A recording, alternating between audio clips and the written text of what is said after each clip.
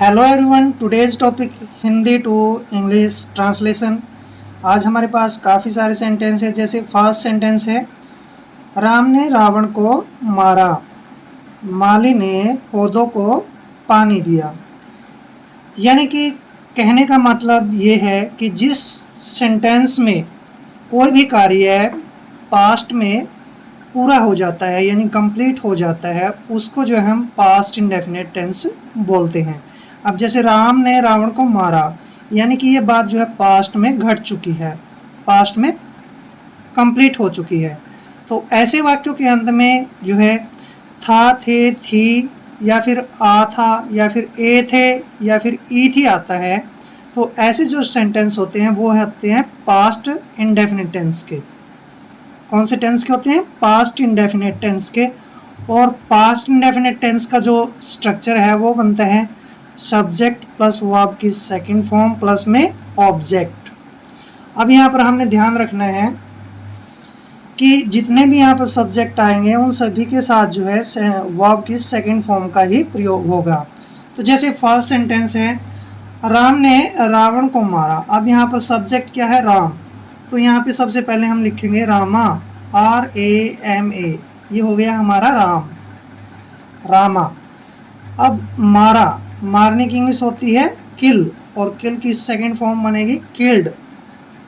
Rama killed Ravana, RAVANA। ये बन गया हमारा Ravan. Rama killed Ravana, subject verb की सेकंड फॉर्म और ऑब्जेक्ट। जैसे माली ने पौधों को पानी दिया। अब माली ने जो पौधों को पानी दे दिया है, यानी कि वाक्य के अंत में आ आया है, या जब वाक्य के अंत में आ था, ए थे, ई थी आता है, तो वो हमारा पास्ट इंडेफिनिट टेंस होता है। अब ये काम पूरा हो चुका है, तो यहाँ पर लिखेंगे माली ने, यानी कि द गार्डनर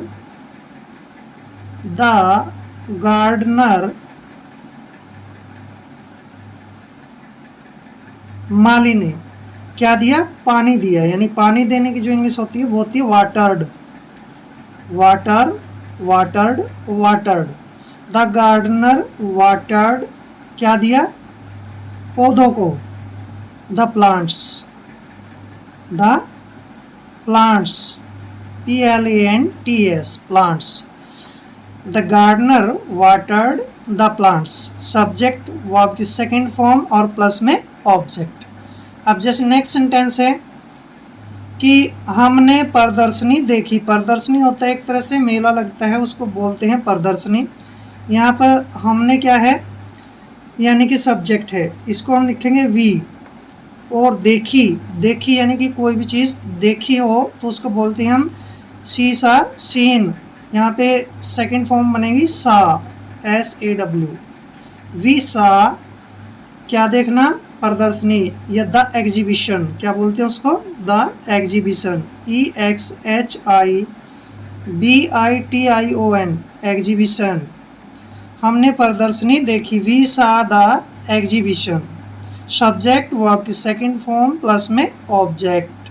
अब जैसे नेक्स्ट सेंटेंस है, माँ ने बच्चों को दूध दिया। अब यहाँ लास्ट में आ गया और काम पूरा भी हो चुका है क्योंकि माँ ने बच्चों को दूध दिया।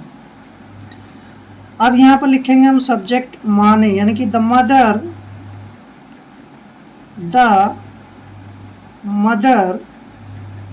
दिया, यानी कि give, gave, given, second form बनेगी गेव। द मदर गेव, क्या दिया? दूध, मिल्क। मदर गेव मिल्क, किसको? बच्चों को। टू द चिल्ड्रन, यानी कि बच्चों को। The mother gave milk to the children, subject verb की सेकंड फॉर्म प्लस में ऑब्जेक्ट। अब नेक्स्ट सेंटेंस है, जैसे उन्होंने बढ़िया खेल खेला। अब आ आया है लास्ट में, जब आ था या आ या ई थी ऐसे शब्द आते हैं तो पास्ट इंडेफिनिट टेंस होता है। उन्होंने के लिए लिखेंगे हम दे। अब खेला होता है प्लेड। दे प्लेड, वर्ब की सेकंड फॉर्म बनेगी प्लेड। दे प्लेड क्या खेला? बढ़िया खेल, यानी कि वेल। दे प्लेड वेल, यानी कि वे बढ़िया खेले। They played well.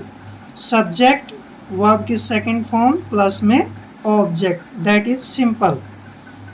अब नेक्स्ट है हमने मिठाइयाँ बांटी, ई आ गया लास्ट में, ये भी पास्ट इंडेफिनिट टेंस है। कौन सा है? Past indefinite tense. अब हमने के लिए लिखेंगे हम वी। अब बांटने की इंग्लिश होती है डिस्ट्रीब्यूट, यहाँ पे सेकंड फॉर्म आएगी distributed, DISTRIBUTED, distributed. We distributed मिठाइयाँ यानी कि स्वीट्स, बहुत ही आसान है। वी डिस्ट्रीब्यूटेड स्वीट्स, हमने मिठाइयाँ बांटी। अब जैसे नेक्स्ट सेंटेंस है कल हमें आपका पत्र मिला। अब आ गया ना लास्ट में, तो पास्ट इंडेफिनिट टेंस है। कल हमें, यहाँ पे लिखेंगे हमें की इंग्लिश सबसे पहले सब्जेक्ट वी। अब पत्र मिला यानी कि प्राप्त हुआ, मतलब गोट, gate, goat, Gotan. We got आपका पत्र, योर लेटर।